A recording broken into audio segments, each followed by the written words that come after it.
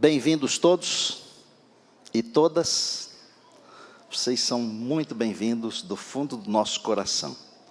Essa aqui é a casa de Deus, onde se canta para louvar e adorar, onde se abre a palavra para que o povo de Deus seja alimentado. Você que nos acompanha pela internet é igualmente bem-vindo. Esse é um momento muitíssimo especial, porque vamos tratar de um casamento. Os casamentos são especiais. Os que já passaram por essa experiência devem se lembrar do seu agora. Os convidados, os padrinhos, o noivo, a noiva, a festa, tantas coisas. Só que esse casamento, ele é um casamento muito diferente. Embora ele tenha um noivo e uma noiva, embora ele tenha um convite, ele não tem data. Pelo menos nós não recebemos a data. E é sobre isso que nós vamos falar hoje. Começamos a semana com uma Santa Ceia, tratando de Jesus, sob o tema o inenarrável, porque ninguém em todo o universo é igual a Ele. Ele é Deus, mas Ele também é homem. Só que Ele não é 50% Deus e 50% homem. Ele é 100% Deus e 100% homem. Na eternidade nós vamos entender um pouquinho disso, porque aqui não dá para entender. Depois nós falamos sobre Jesus como o Senhor da ressurreição. E a morte, ela tem nos alcançado, ela tem alcançado as nossas famílias. E não fora a promessa da ressurreição, nós não teríamos esperança. Mas quando um crente, um cristão, leva um familiar para o descanso, ele tem a certeza de que aquele familiar em Jesus há de ressurgir um dia, aleluia. Depois falamos sobre o Deus da colheita, o selamento, a sacudidura. Não é para ter medo, porque todos aqueles que escolhem ficar do lado de Deus serão selados, estão sendo selados. E a sacudidura, ela não tem poder sobre os selados. Ela terá poder sobre aqueles que não estiverem selados. Estes serão cirandados e vão voar, como a palha é separada do grão cheio. Depois falamos sobre Jesus, o refúgio do seu povo. Nós estamos vivendo angústias terríveis, mas outras piores ainda virão. Mas você e eu não precisamos temer, porque Deus é o nosso refúgio. Falamos também sobre um amigo no tribunal, o juízo. E ontem, o pastor Henrique, muito bem, falou sobre o Deus que é a nossa fortaleza. Eu queria convidar você para ler a Bíblia. Não tenha medo de ler a Bíblia, mas tenha uma preocupação. Saiba que ela vai transformar você. Não é para ter medo, mas é para ter a certeza de que ela tem o poder de transformar vidas e corações. Eu preguei o meu primeiro sermão, eu era um bebê, 16 anos de idade, na noite de 24 de setembro de 1972. Eu estava fazendo a conta ali, são 46 anos e exatos 18 dias. O que eu preguei? Eu preguei João, capítulo 14. Não se turbe o vosso coração, credes em Deus, crede também em mim. Na casa de meu pai há muitas moradas, e se não fosse assim, eu vou-lhe teria dito, pois vou preparar-vos lugar, e quando eu for e vos preparar lugar, virei outra vez. 46 anos se passaram e Jesus ainda não veio.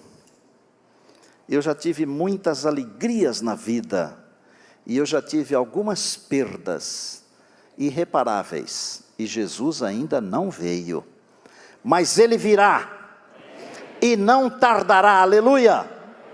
Apocalipse capítulo 19. Apocalipse 19, verso 6. Apocalipse 19, 6. Encontre aí, por favor.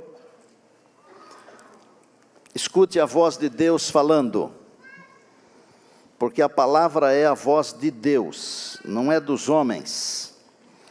Ouvi uma voz numerosa, como de uma multidão, como de muitas águas, e como de fortes trovões, que dizia: Aleluia, pois reina o Senhor, o nosso Deus, o Todo-Poderoso. Alegremo-nos, exultemos e demos-lhe a glória, porque são chegadas as bodas do Cordeiro, cuja esposa a si mesma já se ataviou, pois lhe foi dado vestir-se de linho finíssimo, resplandecente e puro, porque o linho finíssimo são os atos de justiça dos santos.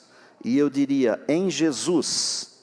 Então me falou o anjo e disse: escreve, bem-aventurados aqueles que são chamados à ceia das bodas do Cordeiro. E acrescentou: são estas as verdadeiras palavras de Deus.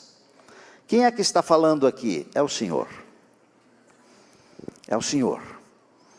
Dar glórias, aleluia, porque é chegado o dia do casamento. Quando o Senhor Jesus vier, agora na sua segunda vinda, percebam que eu disse, quando o Senhor Jesus vier agora na sua segunda vinda, não é daqui um milênio, não, na nossa geração, aleluia, os seus pés não tocarão a terra, o planeta Terra, ele ficará no ar. O encontro com o Senhor Jesus, o casamento será no ar. E quem é a noiva? Segundo o que acabamos de ler aqui, a noiva é a igreja. Como deve estar essa igreja? Ela deve estar vestida de linho, puro, branco, finíssimo. E aqui há uma explicação. O linho finíssimo representa a justiça dos santos. Onde está a justiça dos santos? Nos nossos bons atos? Não.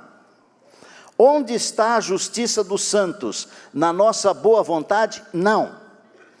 A justiça dos santos está na pessoa de Jesus, porque o profeta diz assim: e o seu nome será o Senhor, justiça nossa.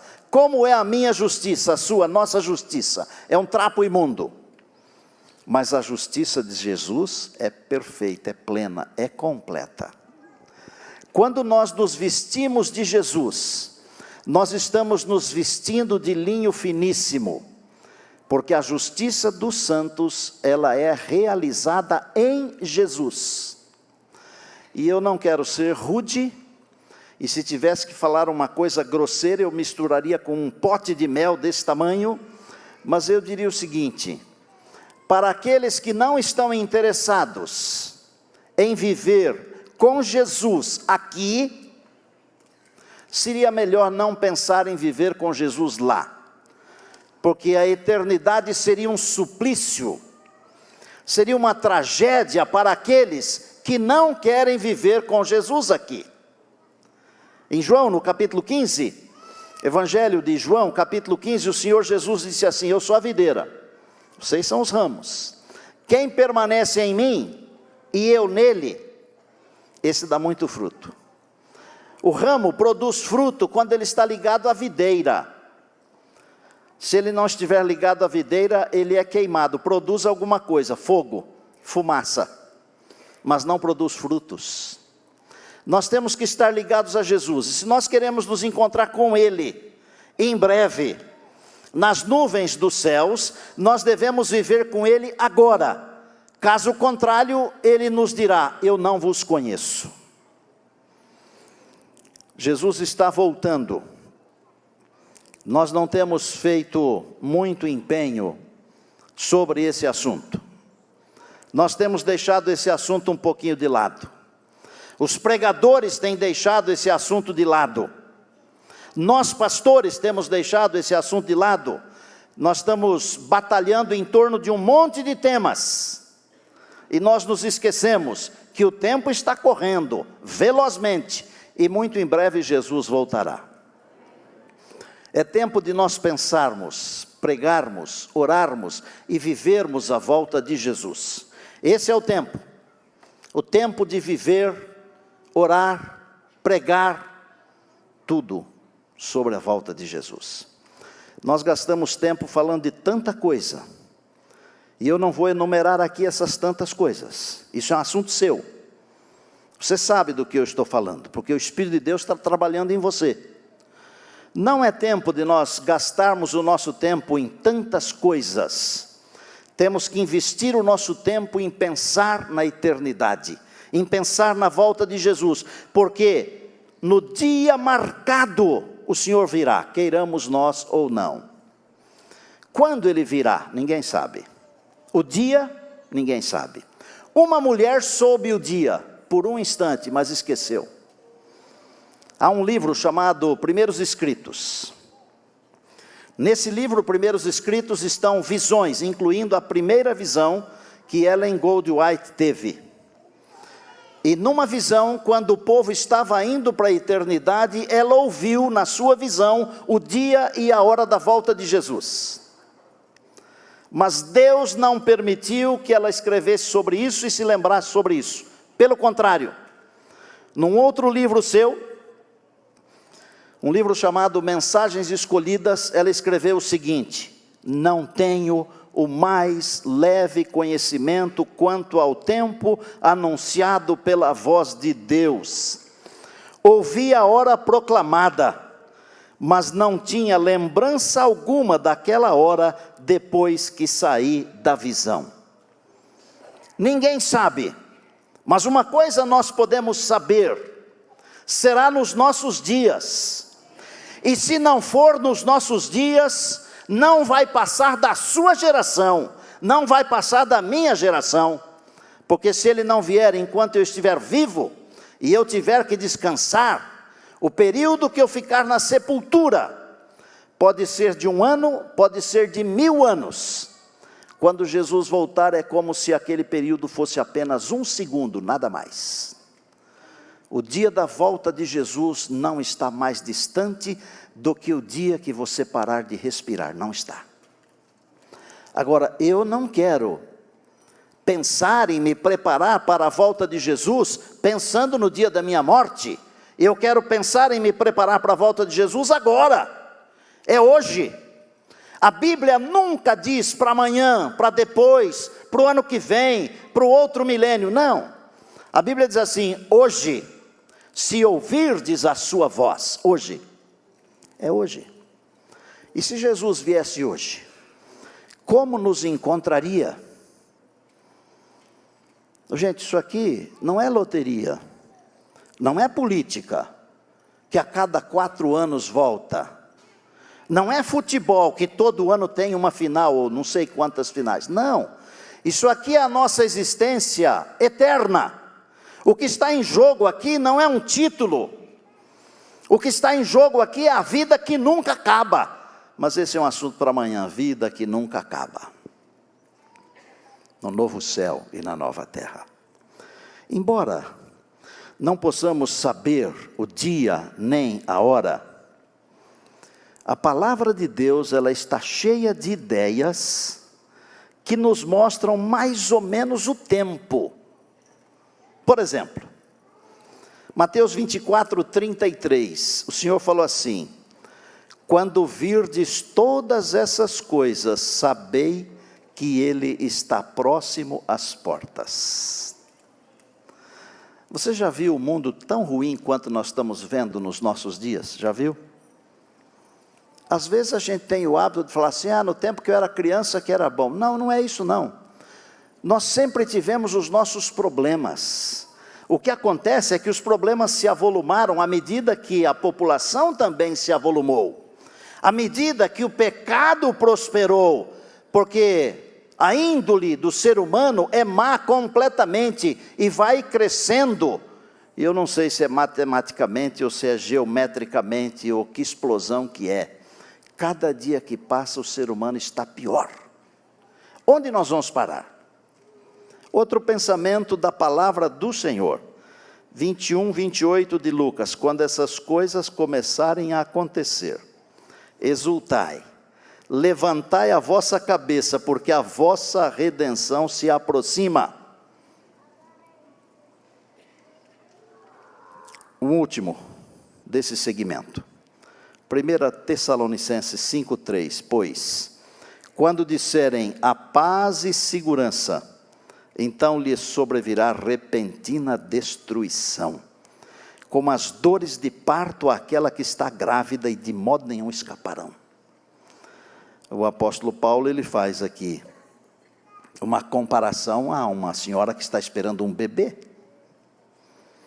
E quem já passou por essa experiência, sendo mãe ou como pai, acompanhando, as contrações elas vão ficando mais frequentes, e dizem mais fortes. O mundo está assim. As desgraças, elas se avolumaram de um jeito que hoje, num passado não muito distante, quando acontecia uma tragédia, todo mundo ficava de orelha em pé. Hoje, todos os dias, acontecem diversas tragédias e a gente não liga mais, nós nos acostumamos. Quando essas coisas começarem a acontecer, levantai a cabeça.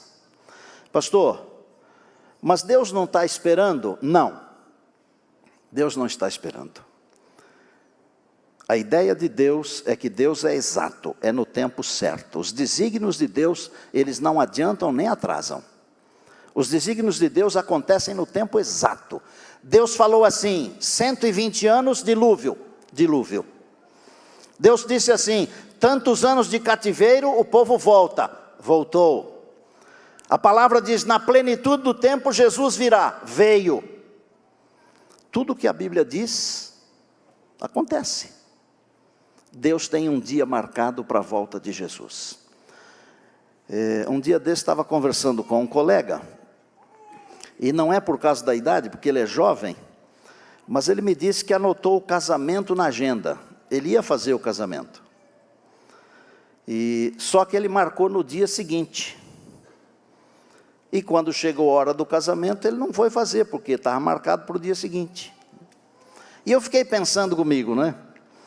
Quanta gente está marcando a volta de Jesus para o dia seguinte? Já pensaram ou não? Que desespero. Senhor, espera um pouquinho aí, eu tenho que acertar isso, aquilo. Agora é a hora. Agora é hora de acertar as coisas, de acertar a vida com Deus, com as pessoas. Gente, não custa nada ser bom, não custa nada. Não custa nada ser amável, não custa nada. Não custa nada pensar nos outros, não custa nada.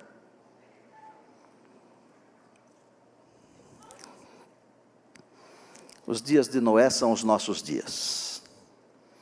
Os dias de Ló são os nossos dias.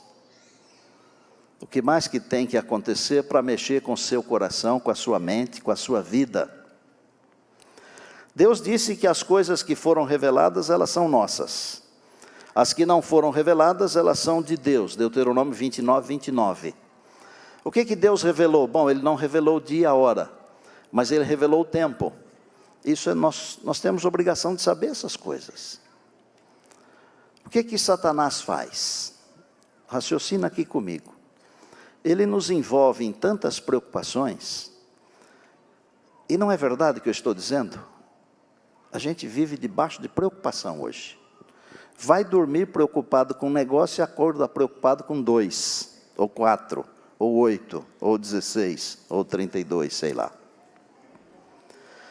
Às vezes nós fazemos coisas que ajudam a nos preocuparmos com alguma coisa que não precisaríamos nos preocupar.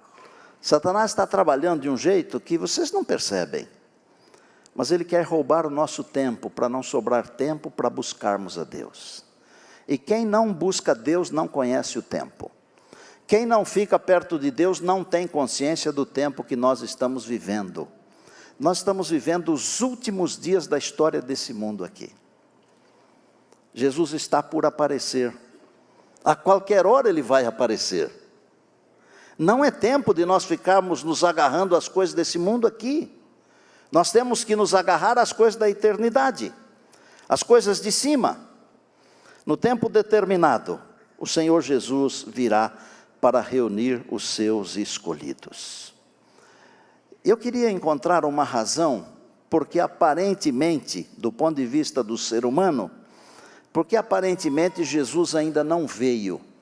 E eu comecei a vasculhar a Bíblia para descobrir esse aparentemente humano. Porque na nossa cabeça, como o nosso tempo é diferente do tempo de Deus, muitos de nós achamos que Jesus está demorando. Acho até que você já pensou isso. Mas é porque o seu tempo não é igual ao tempo de Deus. E pelo fato de o seu tempo não ser igual ao tempo de Deus, você fica raciocinando com a sua cabeça. É preciso raciocinar com a cabeça da Bíblia, da palavra de Deus. E eu encontrei um texto que pelo menos dá para o ser humano pensar, bom, se aparentemente Deus está demorando, preste atenção, não saia por aí dizendo, o pastor Estina falou que Deus está demorando, porque os desígnios de Deus não atrasam e não adiantam. Mas se do ponto de vista humano, aparentemente Deus está demorando, eu encontrei uma razão.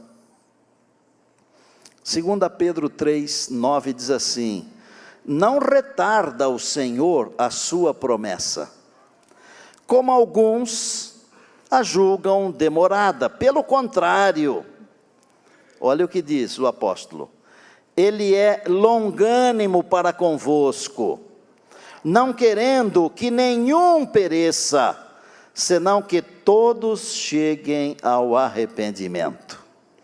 Do ponto de vista humano, você pode pensar o seguinte, bom, será que Jesus está demorando?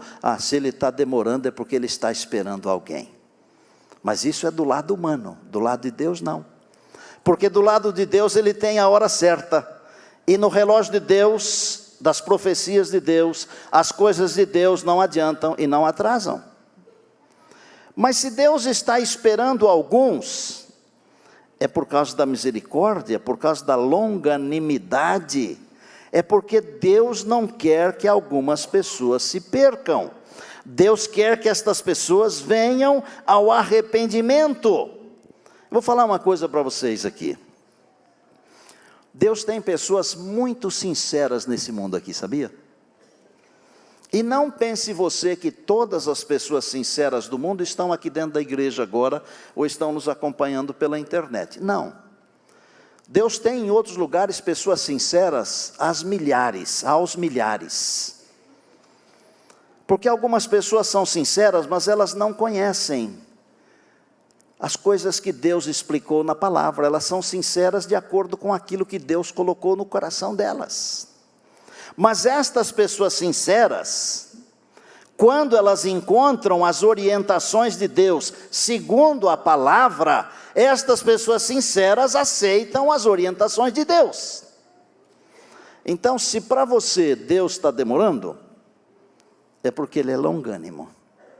Mas lembre-se, no calendário de Deus, não tem os 15 minutos de atraso que tem no Brasil. Aliás, de vez em quando são 30, né? Às vezes é mais. Às vezes dá vontade de dar relógio para a gente, de presente, né? Dá de presente, dado de graça, bem redundante assim. E mesmo assim a pessoa vai chegar atrasada. Eu não gosto de deixar ninguém me esperando. Não é defeito. O defeito é o outro. É porque eu não gosto de esperar. Esse é o defeito. Eu não gosto de esperar. Ficar esperando é ruim. Especialmente para quem tem muitas coisas para fazer. Quem não tem nada para fazer pode ficar o dia inteiro esperando. Mas até quem não tem nada para fazer não gosta de esperar. Deus não vai deixar ninguém esperando. Na hora certa o Senhor Jesus aparecerá. Mas Ele é longânimo porque Ele não quer que as pessoas se percam. Ele quer alcançar você. E dentro do contexto dessa pontualidade divina, Ele está preocupado com cada um de nós. E se o ser humano fosse fabricado em séries, como os carros são fabricados, Você não gostou de um, você pega outro. Tem dinheiro, troca por outro. Mas o ser humano não tem jeito de trocar por outro. Porque não existem dois seres iguais aqui. E Deus tem um lugar para você na eternidade. E se você não for, aquele espaço vai ficar vazio. Porque Deus não vai fazer um outro igual a você. Não existe. Isso não é nem possibilidade, isso não existe. Nós somos seres, no fundo, insubstituíveis. Mas como assim? Um outro pode fazer o que eu faço, mas nunca será como eu. Um outro pode fazer o que você faz, mas nunca será como você. Nunca, nunca. Porque não existem dois iguais. Nós podemos mudar funções, trocar funções, substituir funções, mas as pessoas não podem ser substituídas, porque elas são únicas, únicas. Há um lugar para você. Eu quero hoje, para explicar isso aqui, que Deus tem um lugar para pessoas sinceras, eu quero contar uma história para vocês, que eu acho que vai explicar com muita clareza que Deus tem propósitos para a vida de cada pessoa, e quando essa pessoa tem sinceridade, independente de onde ela estiver, Deus pode alcançá-la, porque a graça de Deus é suficiente para salvar qualquer pessoa. Quando garoto, para ajudar a mãe a criar a família, o pai estava falecido, havia falecido, ele vendia tapioca num mercado muito famoso que tem no norte do Brasil, em Belém do Pará, no Ver o Peso. Alguns de vocês já estiveram lá, eu estive lá várias vezes. Miséria, muita miséria, vida sofrida, e quando ele estava com mais ou menos 19 anos, dessa vida louca de sofrimento, ele se tornou um ladrão profissional. Quando eu disse que quando uma pessoa tem sinceridade, independente do que ela esteja fazendo, preste atenção, ele trabalhava das 7 da manhã às 5 da tarde, como ladrão, e pagava INSS. É verdade. Mas às 5 da tarde, voltava a ser um cidadão de bem, normal. E não trabalhava de sábado, já como essa profissão de ladrão. Que tal? Não é interessante? É muito, é muito. Dos 19 aos 29, então aconteceram coisas incríveis assim. Envolvido com muito dinheiro, com tráfico, com prostitutas, com o crime e com a prisão. Inclusive, esteve por 2 vezes preso no antigo Carandiru, aqui em São Paulo. Mas aos 29 anos, ele descobriu que o que ele queria alcançar roubando, também não significava nada. E deixou a vida do roubo. E começou a trabalhar. E muito.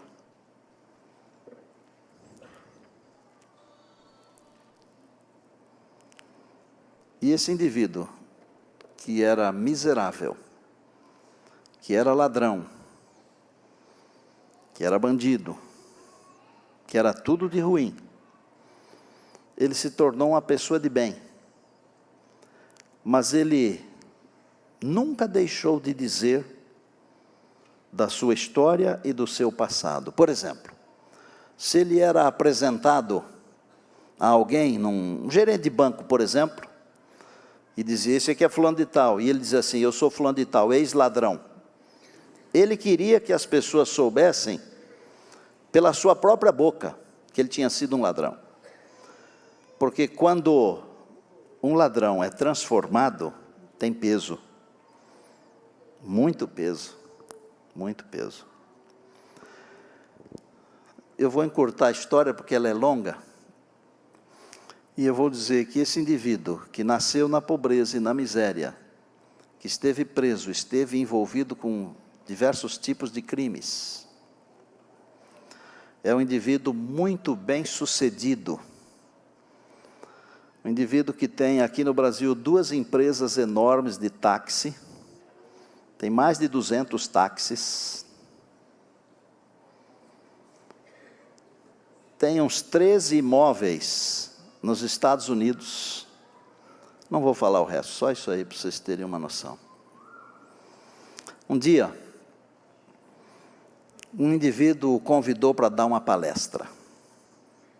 E eu estou contando exatamente a história do jeito que ela é para provar para você o seguinte: Deus não está preocupado em dar prosperidade para alguém, porque esse alguém lhe é fiel.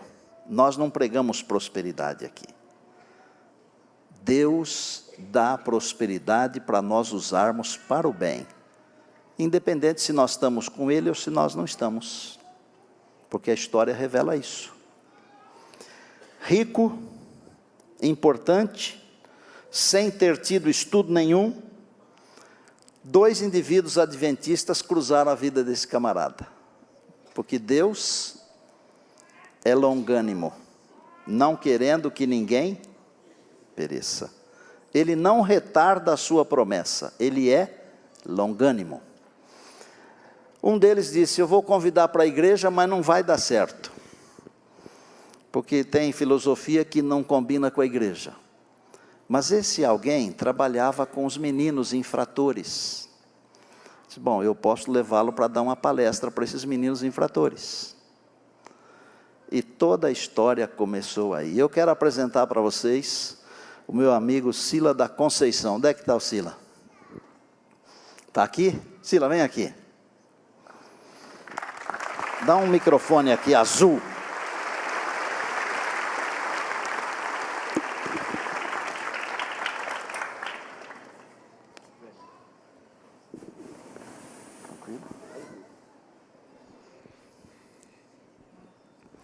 Quer dar uma saudação ao povo de Deus aí, boa noite? Boa noite. E já posso falar um feliz sábado, né? Pode falar. Sila, vou fazer umas 2 ou 3 perguntas aqui para você. Fique à vontade. Se você puder responder. Fique à vontade. Foram uns 10 anos, mais ou menos, envolvido com as confusões aí? 10 anos. Dos 19 a 29. Ok. E é verdade que você esteve preso aqui no Carandiru 2 vezes? 2 vezes no Carandiru e uma vez na Papuda. Na Papuda, em Brasília. E não ter sido hoje para me encontrar com os políticos lá, né? Aí você converteria eles, né? Pois é, né? Mas por que você foi preso? Só por causa de roubo? A minha vida ela foi um pouco turbulenta, né? Com 7 anos, como você já falou aí, eu saí de casa, fui morar na rua, e dos 7 anos até os 19 eu fiz de tudo um pouquinho. Vendi tapioca, vendi jornal, fui engraxate de sapato, fui guia de cego, morei com muitas prostitutas, né? Fiz de tudo um pouquinho. Aos 19 anos de idade, o que estava mais próximo de mim, para cumprir aquilo que eu tinha vontade de fazer, eu tinha vontade de matar a fome da minha família, principalmente da minha mãe, né? E por viver ao lado, vamos dizer, da margem do crime, acabei me envolvendo como ladrão. E como ladrão, eu cheguei dentro do crime, eu escolhi bater carteira, que era uma profissão que eu achava mais adequado comigo, devido ao meu perfil, devido como eu me comportava, e sobre a minha disciplina. Eu era um cara muito, eu sou um cara muito disciplinado. E é verdade que você só trabalhava durante o dia? Eu era um cara muito disciplinado. Eu pegava serviço às 7 horas da manhã e largava às 5. E pagava INSS mesmo?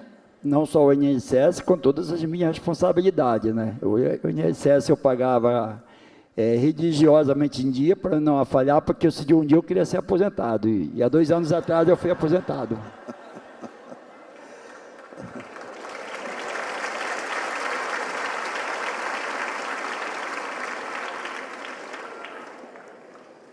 Depois você começou a trabalhar. Quando saiu da vida do crime, você pensou em trabalhar porque isso dá resultado. A minha vida foi feita de 3 etapas: miséria, mordomia e trabalho. Miséria dos 7 aos 19 anos de idade, perambulando pela rua, e aos 19 anos de idade, mordomia, batendo carteira. Quando eu falo mordomia, não é fazendo apologia no crime. Por favor, procura me entender.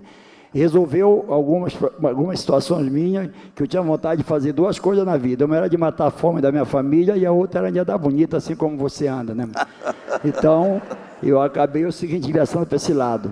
Mas é o seguinte, eu batendo carteira, não posso dizer que ganhei dinheiro para ser o que eu sou hoje. Ganhei conhecimento, ganhei experiência de sofrimento. E vi que na vida, sem sofrimento, nada você adquire. Então, a mesma disposição que eu tinha para roubar, arriscando a vida e a liberdade ao mesmo tempo, como 2 vezes você falou que eu fui para o Carandiru, outra vez em Brasília. Então, eu decidi que é o seguinte, eu trabalhando com certeza absoluta, se eu me dedicasse na mesma pegada, na mesma vontade, na mesma garra, na mesma disciplina, tudo aquilo que eu fizesse só ia dar eu. E quando você começou a prosperar, que apresentava você, é verdade que você falava ex-ladrão? É porque eu fazia questão que a minha vida que todo mundo soubesse. Eu não queria que as pessoas falassem aquilo que eu fui. Eu queria falar aquilo que eu fui. Inclusive, eu tinha um sonho de ir na Globo para explicar para o mundo todo o que eu fazia anteriormente de eu trabalhar. E essa batalha eu também alcancei. Uma vez eu fui no João Soares lançar um livro, em 2001, em 2014 voltei de novo, e a pergunta que as pessoas me faziam, como foi para mudar do crime? Eu digo, eu mudei do crime, assim, porque a mesma cabeça que faz o ruim é a mesma cabeça que pode fazer o bom. E quem que foi que você conheceu primeiro, o Júnior ou o Diniz? O Júnior. O Júnior. Mas quando você conheceu, ele não era adventista? Ainda não. E depois ele apareceu adventista? Ele sumiu uma época de perto de mim, se afastou e foi fazer o trabalho de uma carreira sólida, trabalhando honestamente, não é aquela carreira do crime, não, pelo amor de Deus, né? Era trabalhando mesmo, nós éramos motorista de táxi. E ele, o seguinte, depois apareceu, e é adventista, e me convidando para mim fazer um trabalho numa igreja, dar uma palestra para uns garotos menores infrator. O Júnior está onde? Vem aqui, Júnior. Vem cá, por favor. O Júnior não quis levar ele para a igreja, quis levar ele para dar a palestra naquilo que ele entendia. Obrigado por você ter vindo, viu, Júnior? Como é que foi quando você pensou em comprar o primeiro táxi? Você falou, vou comprar um. Olha, para mim comprar o primeiro táxi, primeiro eu fui trabalhar no Vero Peso, porque no Vero Peso eu já tinha formado uma família, quando eu falo família de conhecimento, de pessoas ali agregado, né?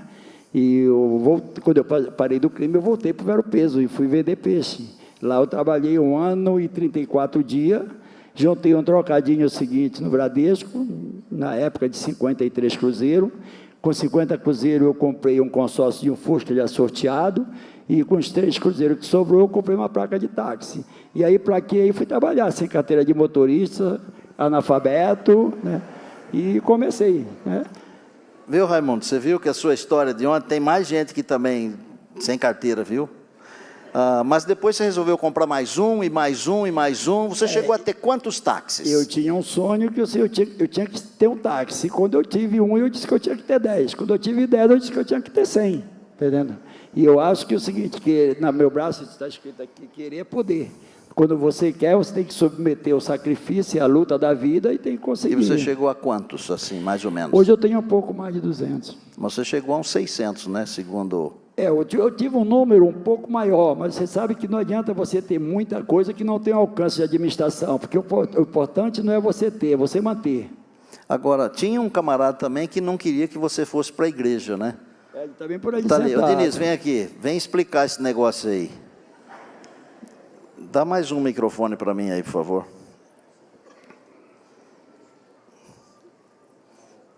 Eu até falei para ele que eu vou rebatizá-lo hoje, porque como é que faz? O camarada que é para a igreja, ele não deixa. Como é que foi isso aí? Tá bonzão? Tudo bem, com licença. Boa noite, feliz sábado. A vida leva a gente por caminhos que a gente, às vezes, não conhece. Deus conduz os passos de cada um. Um belo de um dia, eu fui apresentado ao Sila. Ele precisava fazer algumas obras, alguns edifícios, na cidade de Manaus. Eu residia lá à época. E aí eu comecei a conversar com ele, e ele sempre puxava a conversa para o lado da religião. Meio que insultando, meio que falando. Você é adventista e ele não? Eu adventista e ele não. Ok. E aí ele começou a se interessar pela igreja adventista, pela disciplina. O que mais chamou a atenção dele na igreja adventista era a disciplina da igreja adventista. E eu falei que era adventista e tal, e ele queria saber sobre a igreja. Eu digo, sai fora, lá já tem muito ladrão. É o que eu dizia para ele. Não vai para lá que você vai arranjar problema para nós. E aí ele, quando eu dizia para ele não ir, aí ele queria saber, como é lá, Diniz? O que é que se faz? E tal. Então ele foi aguçando o interesse pela igreja. O JR morava em Belém, que ele tem empresa em Belém e Manaus. Quando ele ia para Belém, ele se convidava para ir para a igreja. Quando ele ia para Manaus, ele dizia, sai fora da igreja. Vocês estão entendendo? Parece um jogo, né? Ô, Júnior, é verdade isso aí que você convidava e ele desconvidava? Fala aí no microfone.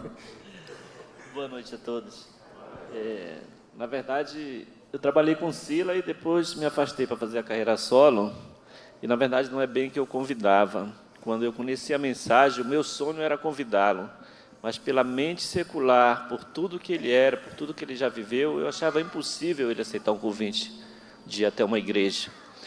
E num dia eu fui convidado para fazer uma visitação num trabalho que tem com menores infratores dentro de uma cadeia para adolescentes, né? E lá, ali me deu estalo. Se eu convidar ele para a igreja, ele não vai. Ele vai recusar, vai dar uma desculpa. Mas para cá ele vem, com certeza. E imediatamente liguei, ele aceitou o convite. E aí a história... Era o gancho que você precisava, né? Sila, uma coisa. Você é também do ECC agora. Sim. E nós nos conhecemos no ECC. É verdade. Eu achei tão bonito o casamento que você fez no ECC que eu procurei logo uma namorada e fui casar. E olha, esse menino aqui, que como eu já passa dos 60, a esposa dele está lá nos Estados Unidos agora, a Renata. Eles têm um filhinho de 2 meses. Nasceu lá um americaninho. Aproveitar, vou até mandar um beijo para ela, que você que está me assistindo, e um beijo para o meu filho. Eu não sei se o Levi e a Solange estão aqui ainda, eu os vi aí. Vocês poderiam vir dar um abraço aqui no Silas, ele e Solange? Ou Levi e Solange?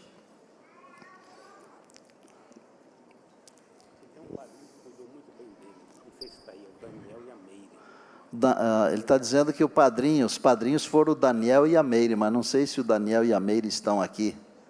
Se estiverem aqui, podem vir aqui e dar um abraço nele também.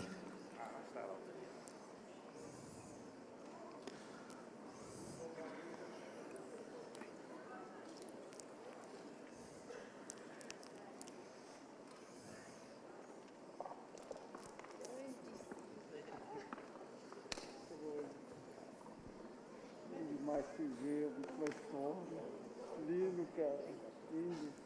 Eu abençoe muito você, menino. Que bênção, muita bênção que eu vi aqui. Muito, muito.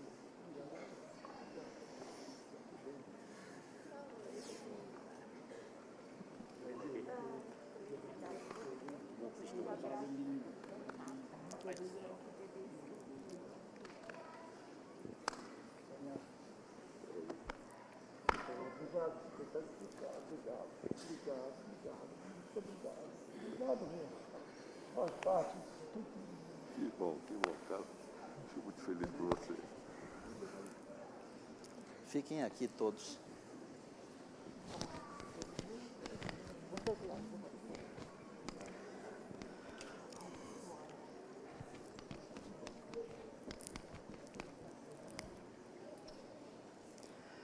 Quando nós chegarmos na eternidade, haverá outras histórias para contar. A minha, a sua. Pessoas que estão sendo alcançadas através de um trabalho que ele faz, um trabalho espetacular, que esses meninos fazem. Não retarda o Senhor a sua promessa. Ele é longânimo. Pensa comigo. Se Jesus tivesse vindo há 70 anos, eu não teria nascido. Se ele tivesse vindo há 50 anos, muitos de vocês não teriam nascido. Se ele tivesse vindo há 10 anos, não teria dado tempo de o Sila se tornar um cristão de verdade que hoje trabalha em favor dos outros. O que Deus está fazendo? Deus está nos transformando através da pessoa de Jesus. Às vezes a gente fica pensando muito no céu, e eu queria que você pensasse mais em Jesus do que no céu. Porque um céu sem Jesus não tem céu. Um céu só existe de verdade quando se tem Jesus. O quarteto vai cantar uma música que para mim é muitíssimo especial. E eu quero que você convide o céu para viver dentro de você. Porque quem tem o céu dentro de si não terá nenhuma dificuldade de estar no próprio céu. Literal. Lembre-se que se Jesus estiver dentro de nós, nós teremos um pedacinho do céu conosco. E algumas das alegrias do céu nós já podemos viver nesta vida aqui. Deus abençoe você na sua decisão. Abra o seu coração. Deixe Jesus viver em você, porque Ele é o próprio céu.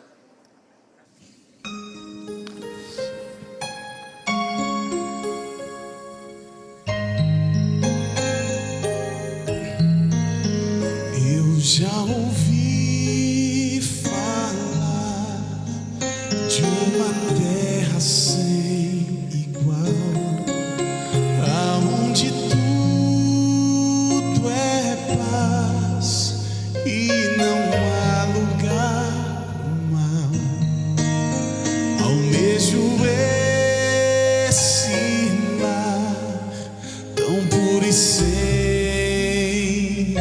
igual, mas eu não sei o dia em que virá pra mim.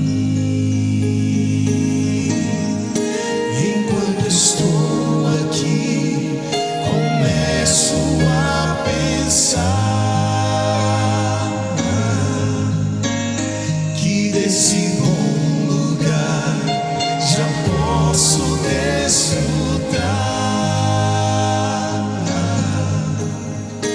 E quando vejo irmãos se unindo, multidões cantando um hino, vejo anjos celebrando, é o céu que está chegando. Eu posso aqui provar as delícias desse lar, se eu procurar viver como meu Jesus viveu, em meio à luta e dor, eu posso estar em paz, pois meu viver já coloquei nas mãos do Pai. Enquanto estou aqui, começo a pensar que desse bom lugar já posso desfrutar.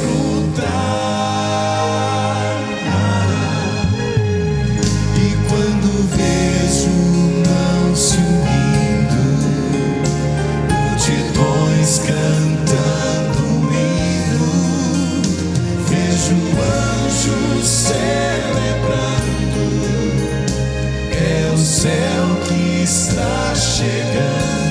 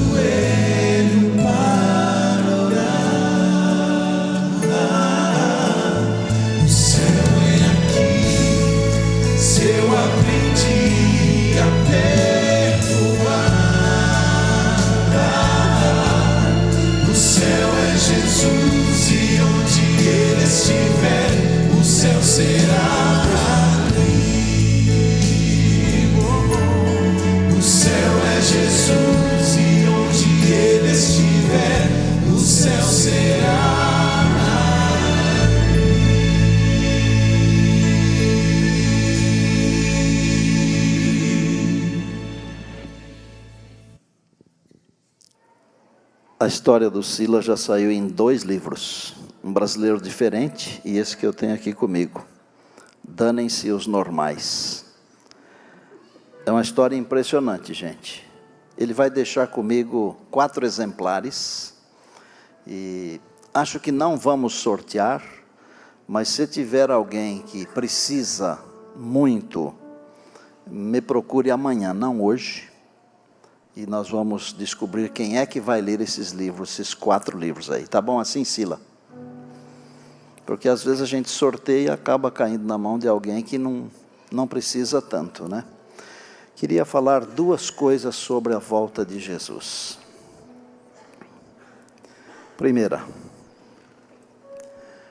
olhe para a volta de Jesus como a concretização da maior de todas as esperanças. Faça disso uma coisa assim importante na sua vida. Olhe para a volta de Jesus como a concretização da coisa mais importante da vida. E segunda coisa, se prepare. A igreja está aqui, a gente faz esforços, faz programa, faz culto, faz reunião, faz muita coisa. Aproveite essas coisas.